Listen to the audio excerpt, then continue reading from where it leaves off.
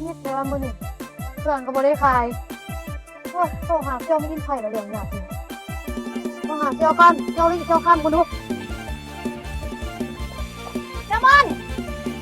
ยกกระโดดโอ้ยเด้อเนาะกูได้10พวกโอ้พอดีเลยกูยังบ่ได้ขายตามปานนี้พอดีอีนี่สิมายกไปแล้วกูยังบ่ได้ขายเครื่องคนนี้นี่มาตำเพื่อนชุ่มหู เอาข้าวปุ้นมาตำทุกกินแม่ยำหมูอีกขอบคุณเดี๋ยวคุณเอาโทรศัพท์คนไหนมึงจะท่าโอ้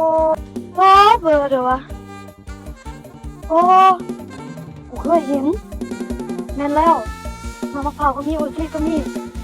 แม่นแล้วมันบอกเพี้ยท่าโอเคชุดตัวพ่อมากันเฮ้ยมาแล้วมันบอกเพี้ยท่าตัวเพี้ยท่ามันเลยว้าวเป็นหูเสือเดี๋ยววะมีป้าดู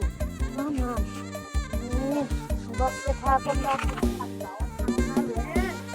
ก็เย็ดแนวหนึ่งเนาะเย็ดแนวนี้เลยมันบอกเพี้ยท่าตัวเพี้ยท่ามันเลยจริงเด้อโอ้เขาต้องย่องกันเนาะเนี่ยจะหมดอ้าวก็มึงบอกกูย่องเพี้ยท่ากูเพี้ยท่าบ่น่ะอันเดอร์ท่ามึงอันเดอร์อันนี้นะต้มตายอันเดอร์อันนี้เบอร์มันเอามาให้มึงจืดเสียเส้นไหนนี่